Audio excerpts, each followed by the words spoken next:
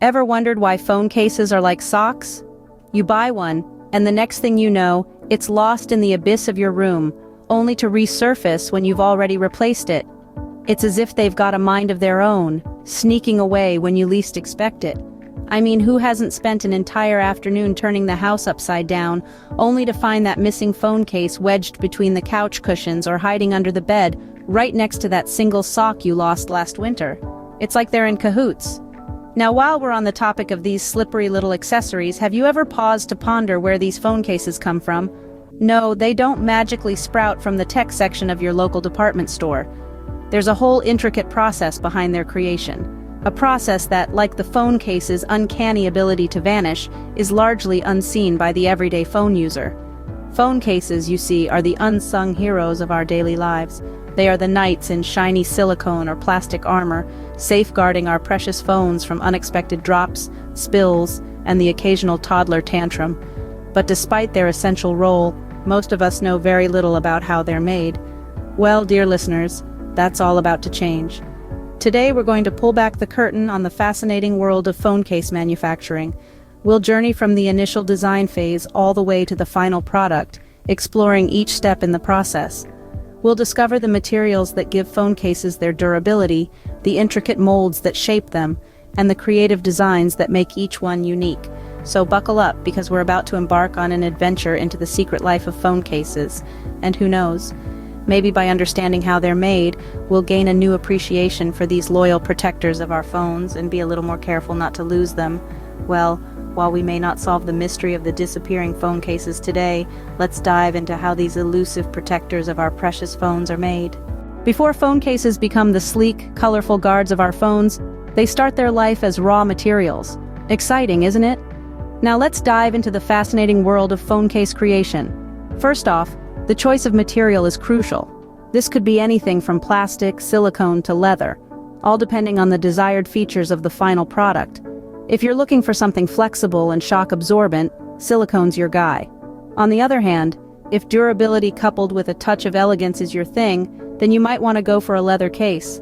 Plastic, well, it's the jack of all trades.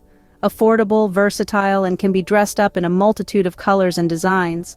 Speaking of designs, let's not forget the unsung heroes of the phone case world, the designers.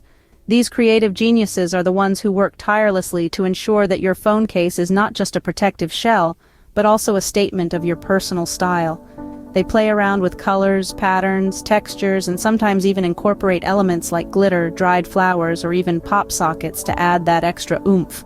They also have to consider the practical aspects, like ensuring the case fits the phone model perfectly, the cutouts are in the right places for the ports and buttons, and most importantly, that it provides the best possible protection for your precious device. Then, the chosen materials are molded into the desired shape.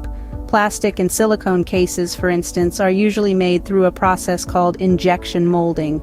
Here, the material is heated until it melts, then injected into a mold of the phone case. Leather cases, on the other hand, are typically handcrafted, stitched together with precision and care. So, from a blob of plastic or a piece of leather, we get our stylish and sturdy phone cases. Who knew? Stay tuned for the next phase of this incredible journey, where we'll explore how these cases are transformed into the final product. You won't want to miss it. Now that we have our raw materials and designs, it's time for the real magic to happen. It's molding time. Picture this. You're at a fancy party. Everyone's dressed to the nines, and you're just a lump of raw material. Not very glamorous, right? But then, you're led to a magical device, a mold, that's going to transform you into the belle of the ball, a shiny and sleek phone case. This mold is no ordinary mold. It's a specially designed piece of equipment, crafted with precision and care. It's the fairy godmother of the phone case world. With a little heat and pressure, our raw material is encouraged to change its form. It's like a high-tech spa treatment for our soon-to-be phone case. Imagine the raw material is like a glob of cookie dough. Now, if you wanted to make a star-shaped cookie, you'd use a star-shaped cutter, right? Similarly, the mold for our phone case is shaped exactly like the phone case we want to create. The raw material is placed into this mold, and under the heat and pressure, it transforms. It takes up the shape, the contours, the precise cutouts for the buttons and the camera. Now, this isn't a quick process. It's like baking a cake. It takes time. The materials need to be heated to just the right temperature, then cooled down slowly to ensure they hold their shape. It's a delicate dance of heat and cool, expand and contract, until finally, we're left with a perfect, newly minted phone case. And it's not just one. Oh no, this magical transformation process happens over and over again, producing countless phone cases, each one identical to the last, each one perfect in its own right. And voila! Just like Cinderella transforming for the ball, our raw materials have now taken the shape of a phone case. But we're not done yet. Now that we have our Cinderella ready, it's time to add the glass slippers, or in our case, the finishing touches. Imagine our rough and raw phone case as Cinderella pre-transformation. She's functional, she's got the basics, but she's not quite ready for the ball. That's where the fairy godmother comes in, waving her magic wand and transforming Cinderella from a simple housemaid to a beautiful princess. In our case, the fairy godmother is a team of diligent workers and high-tech machines. First, Cinderella needs a good scrub. The molded cases are taken through a rigorous polishing process.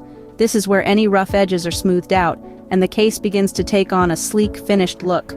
Just like Cinderella scrubbing the floors, this process is hard work, but absolutely necessary. After polishing, it's time to add some color. This is equivalent to Cinderella's beautiful ball gown. The cases are painted using a variety of techniques, ranging from simple one-color sprays to intricate designs and patterns.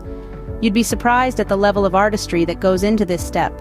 It's like watching a master painter at work, but instead of a canvas, they're working on a phone case. Finally, we add the details. These are the little things that make a phone case unique, like logos, graphics, and other design elements. Think of it as Cinderella's glass slippers, the final touch that sets her apart from all the other ladies at the ball. This process can include printing, engraving, or even attaching small accessories. So our Cinderella, once a plain and simple molded case, has been transformed into a unique, stylish, and functional accessory, ready to make its grand entrance at the ball, or in our case, the phone store. And there you have it. With a bit of polishing and a lot of care, our phone case is ready to protect your phone from all the evil falls and spills. Now that we know how our phone cases are born, let's talk about their adventurous life cycle. Imagine, if you will, a brand new phone case. It's sleek, shiny, and full of promise. It's like the first day of school where everything is fresh, clean, and unblemished. It's the knight in shining armor, ready to protect your precious phone from all the bumps and bruises of the world. Now let's fast forward a bit. The phone case has seen a few weeks of action. It's been in and out of pockets, tossed on tables, and maybe even taken an accidental tumble or two. It's starting to show signs of wear and tear, but it's still holding strong. It's like a seasoned warrior, bearing the scars of battle with pride. A few more weeks pass, and the phone case is starting to look a bit tired.